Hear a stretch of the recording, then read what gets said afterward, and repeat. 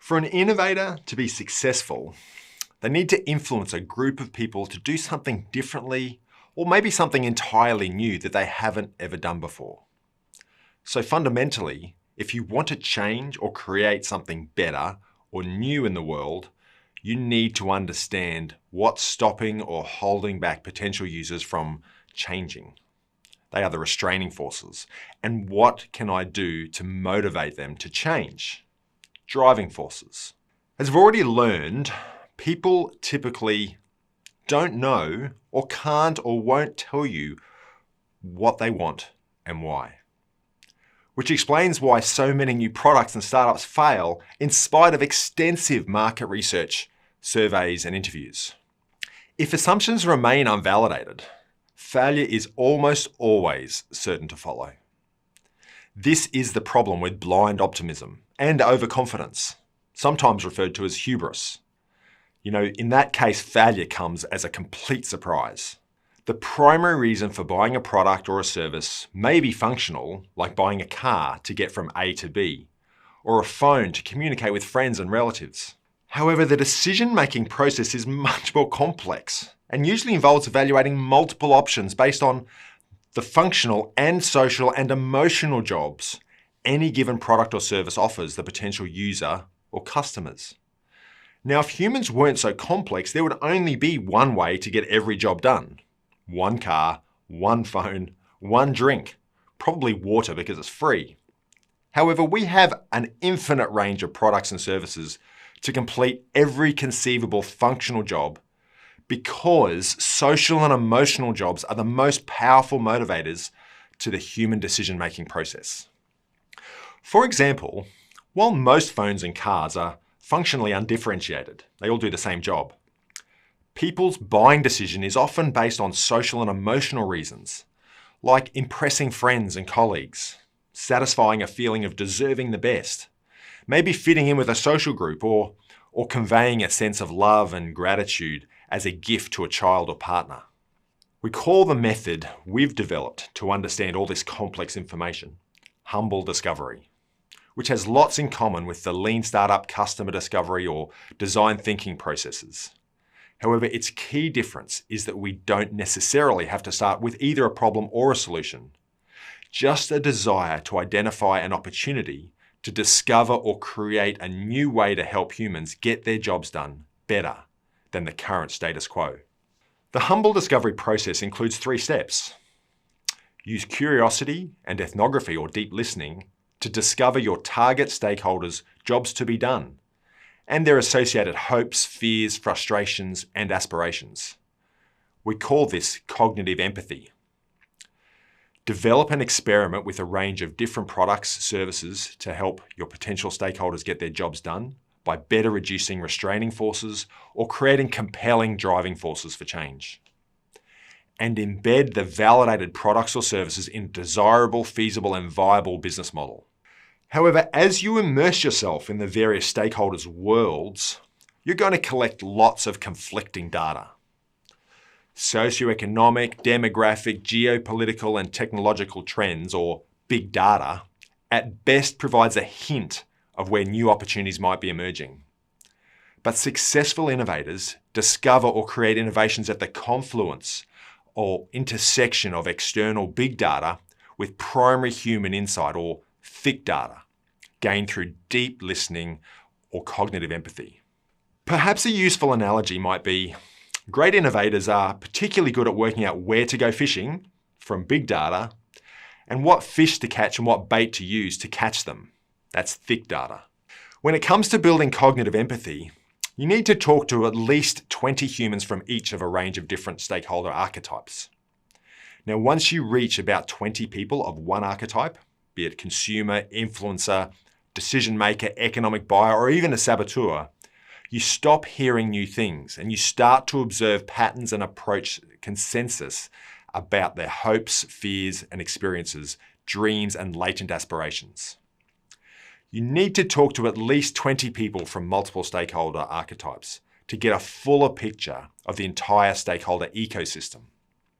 It's very dangerous to make critical decisions based on just a handful of insights from conversations, as they may not be representative. Hence, to achieve any degree of validated insights, you need to have talked to at least 100 humans before you even start to identify and characterize consistent patterns of priorities and the driving and restraining forces influencing choices and behaviors. So in essence, talking to humans is about getting people to tell you a story about what jobs they're trying to do and what's stopping them. The best sort of interview is when you just can't shut them up. After about 10 to 20 interviews, you'll work out a few golden questions that your target customers out themselves as an early adopter by just not shutting up about everything they've tried to solve the problem. The best interviews use open-ended questions like, tell me about a time when this thing went wrong, or this is something I'm really struggling with. Has that ever happened to you?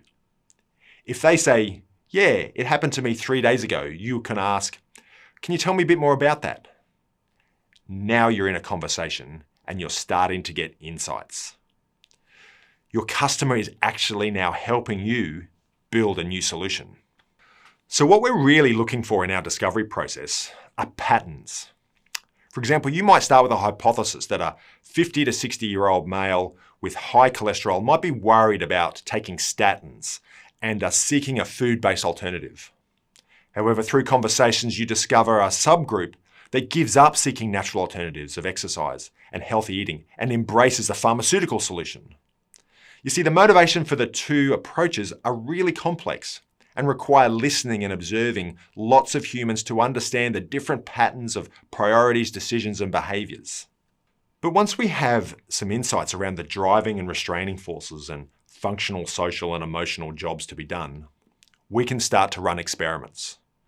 These experiments can be used to validate or invalidate these insights. They can help us develop a more detailed customer persona, or even test the appetite of target consumers for our early ideas of potential solutions and interventions. One of the best ways to capture and analyze the insights that result from our interviews, observations, and experiments is via an empathy map. Here we start to build a holistic understanding of the different stakeholders we are trying to understand in order to help them get their functional, social, and emotional jobs done better than the current status quo. So a key insight in completing an empathy map for each stakeholder archetype is to differentiate between what you actually see and hear, the facts, and your opinions or guesses and assumptions about the driving and restraining forces that result in the observed choices and behaviors. To ensure we get accurate, deep, and meaningful insights from these experiments, we need to target well-defined stakeholder groups. Importantly, the priority is not to prove that everyone wants your new idea. It's to work out who is most desperate for it, or who wants it the most. We call this group of stakeholders the early adopters. An early adopter is not just someone that has a problem that we're trying to solve, or wants the solution we're wanting to build. An early adopter is someone who is unsatisfied with existing solutions and actively seeking and trying lots of different solutions. For them, a new solution is not a nice to have, it's a have to have. And our early insights and associated hypotheses are often wrong. Hence, we need to repeat this full process with multiple different stakeholder groups. That's why you really need to interview up to 100 people, which is only possible really when you're working in groups. For example, let's say you're trying to identify the ideal early adopter customer for a new intervention, a product or service that maybe reduces cholesterol. After multiple interviews, you may discover it's actually the wives of middle-aged men with cholesterol that care more than the men themselves. You may find something quite unexpected, that people could use extra oat fiber because it keeps them fuller for longer, thus reducing snacking, thus helping them lose weight. Or maybe it's helping them stay focused at work. The summary here is expect the unexpected. When doing something new, if you make assumptions and they are wrong, success is entirely dependent on luck. So in summary, the more you interview and observe humans, the more confidence you'll get and the better at interviewing you will get. This then translates to a higher degree of confidence in your insights and the more likelihood that you'll discover or create an innovation that succeeds.